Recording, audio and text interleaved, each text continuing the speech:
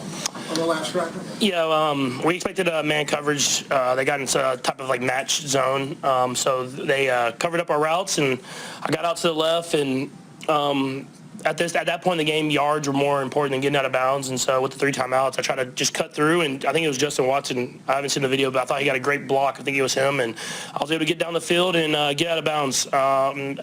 Kind of fumbled out of bounds, but I got out of bounds, and so I got us in field goal range. Patrick, how is it before the play that it's just in your mind? You can get extra yards there and not go out of bounds. Do you think of it as you're running? Can you kind of take us through where you are? Yeah, I think it's just certain times in games. It's not like I pre-plan like that stuff. It's just whenever it comes down to it and you got to make the play, I feel like I try to go out there and make the play, and that's why I feel like it happens kind of later in games sometimes. And in the playoffs, you don't want to slide. You have to kind of put your body out there, knowing that you can take hits and stuff like that.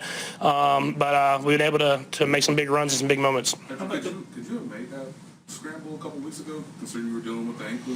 I mean, I don't know. I think I always say adrenaline will get you through it.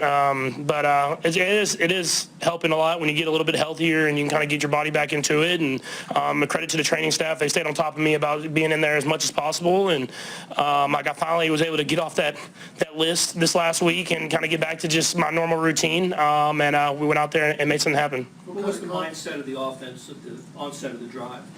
Yeah, I mean, you want to get as close as possible, give our guy a chance to make a field goal, get at a high level, like we were in that moment. Just we got to be better in the whole entire fourth quarter, not just in those big moments at the end of the game. What kind of confidence did you have in the rookie to make that kick in that situation? Yeah, I mean, I had a ton of confidence. I've seen him do it in practice. Since he's been here, he's been going out there working, and so I had a ton of confidence. We got him into his sweet spot, and he nailed it right through there. Patrick, I know the red zone probably isn't what you wanted, but you scored in 6 of the 8 drives today. Are you pretty pleased with just the progress you made with the offense as a whole? Yeah, I thought we did a great job moving the football. Like you said, you got to execute at a higher efficiency in the red zone. But I mean, that defense is a good defense. I mean, they've played hard the entire year. They have a great defensive coordinator, a lot of great players that I've went up against in other places. And so I thought we did a good job of executing the offense, moving the ball. But like I said, just in that second half, especially in that fourth quarter, we got to be better. I mean, just putting the game away and not giving them chances. But we were able to do it there at the end. Noah mentioned just the fact that you gave him the answers before the test on his second touchdown, that what coverage was going to come. Can you kind of take us through recognizing that and then going down on that play? Yeah, we go through it every week. It's not just me. I mean, me, the quarterback coaches, and the players, we go through certain checks you get to versus certain coverages. And I was able to see by the way they lined up, they were getting into their cover zero look. Just alerted the guys, make sure they saw what I saw, gave the check at the line of scrimmage. And then you trust your guy to go out there and make a play and just put it up there. Well, like I threw a great ball, just put it up there and let him just go up and make a play. Patrick, these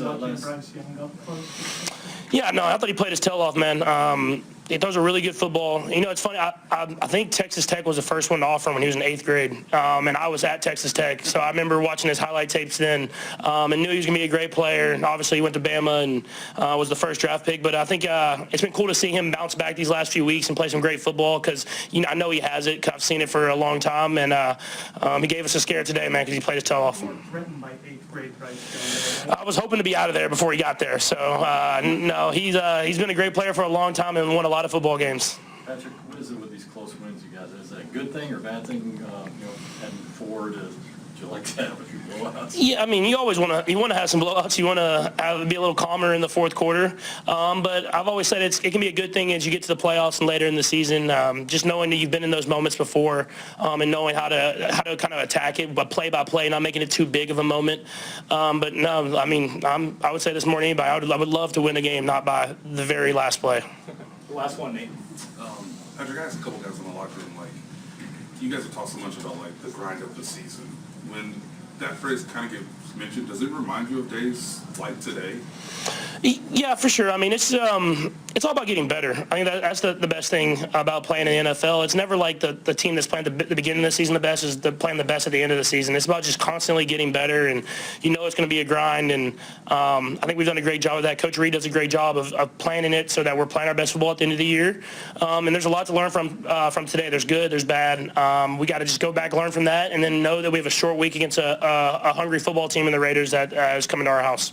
Okay, thanks, Patrick. Appreciate you. Peyton had right calf that cramped up on him, but other than that, he came back in and did a nice job there. Thank you to the fans. There was a lot of red in the stands, and we sure appreciate the support. Heck of a game.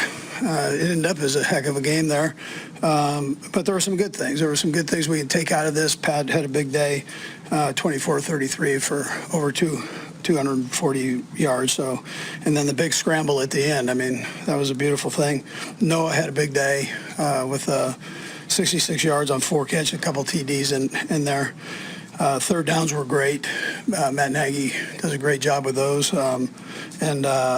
So we were 7 for 12 there. And then defensively, Nazi again came up as a leading tackler on the defensive side and did a good job throughout. Dana with the 4 tackles, and then he had the big strip sack there. And then most of all, listen, Spencer closing it out. That's a whole lot of pressure for a new guy, and he's in here replacing for us right now a future Hall of Famer. So I mean that's not easy to do in these games, and he did a great job. Too many penalties as we worked this thing. We had 9 penalties for 90 yards. Too much, and we've got to make sure we take care of business on third downs. Again, both sides, we're working that, and but you know we've got to make sure we get off the field and then offensively stay on the field. So other than that, time's yours. Andy, Pat's not the fastest guy and most elusive guy. He's got that knack, as you know, to make those kinds of plays like they run at the end. How do you explain that? Like, what is it about him that allows him to do those kinds of things? Yeah, I tell you, he has a great feel for the game. He knows by coverage where guys are and what they're trying to do, accomplish with the coverage, and then he can feel the front. So does a nice job there. Yeah, First quarters this year have been kind of a bugaboo for you guys. You guys came out really fast. What would you just think of the first couple of drives? Yeah, no, I think offensively the guys, they started fast, and they had made a point for that. Matt had made that a huge emphasis this week, and the guys followed with it and did some nice things there. So, but we got to keep building on it. We can't take plays away from ourselves, and it's too much. You know. Andy, what did you think of Bryce Young's performance? I thought he did a heck of a job. Well coached. He's lucky to have that redhead over there, number 14, too, to help him out. Nothing like that. Having a veteran player that kind of sees it the same way you do. And then he's very talented. And the organization made a nice move by taking him. Yeah. Andy, you talked about Schrader and the pressure of that situation for a rookie. What kind of confidence did you have sending him out there for that pick? Yeah, no, we had confidence. I'd like, as close as you can get. I like because percentages for any kicker go up, but but we have confidence in him. He's got a big leg. And are you content with the pressure that you guys are able to generate right now? Yeah, I mean, those are things we can keep working on, and we'll get better with that as we go here. So, we've always been good at that. We've just got to keep grinding it out here. Andy, what is it like? It happens again and again. What is it like having Pat under center with the game on the line? This is his 21st comeback, or not comeback, but winning drive. Yeah, that's a good thing from a head coach's standpoint. He does a nice job with all that. Coming into today, how much of a defensive emphasis was put on stacking the box and trying to slow down and limit Chuba Hubbard? Yeah, well, he's another good player, and they were able to get their young guy in there too. So we were very aware of him and his ability, but at the same time, you got to deal with the quarterback too, and the wide receivers. Thielen came back, and he's just getting better and better as he goes here. So. Noah scores twice, but on his second one when they blitz you, just wonder if you can kind of take us through what you see on that play. Yeah, Pat made a great throw. He made a nice move at the top of it. Big body. Pat put it up where only he could get it. And I thought Noah, again, used his body well to protect the ball. Okay, thanks, Coach. All right, thank you. Way back in the 30s, they call him Mr. Touchdown. Maybe in Leominster, Mass, they say it, but goodness gracious, 4 touchdowns in 2 weeks. You're getting used to this. Yeah, I mean, we're having fun as a team, and it's really all credit to God. It's all credit to the guys that I come to work with every single day, the coaches, game plan, scheming for us, and really just my teammates, the receivers doing their assignments that helps us get open, the guys up front. You want to be in. Yeah, I mean, I've always said that I just am so appreciative every time Coach Reid puts me on the field, and Coach Mel and all those guys. So, wherever they need me is what I'm going to do. I'm going to do it to the best of my ability and play hard because I know that the guys next to me, to my right and my left, are doing the same. So wherever they need me, I'm just going to go out there and play as hard as I can and just have fun doing it because that's what it's all about. Let's go to the end of the game. Momentum's on their side. They get the two-point conversion, 27-27. Walk us through kind of the mindset of the huddle there and what you were thinking.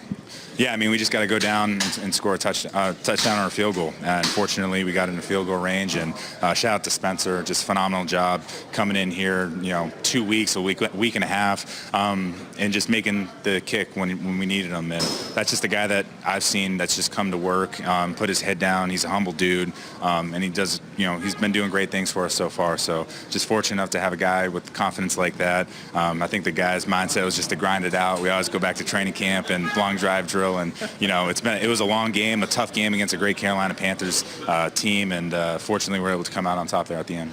You and I talked about this too, but I want you to kind of reiterate it, the fact that okay, Carolina's 3-7. Everybody, no, you were given a warning all along. I mean, you were saying this was going to be a grinded-out game. You were prophetic. Yeah, no, it never matters. It doesn't matter what your record is in this league. You're going to get the best from every single team. Everyone in this league is a professional, and they're a professional for a reason. They're going to handle it the right way. Carolina does that. It's a world-class organization that comes to work, and it was just fortunate enough to go out there and get a win against a really good Carolina football team despite their record. 4 touchdowns in 2 games. Noah Gray, way to go. Thank you, Mitch.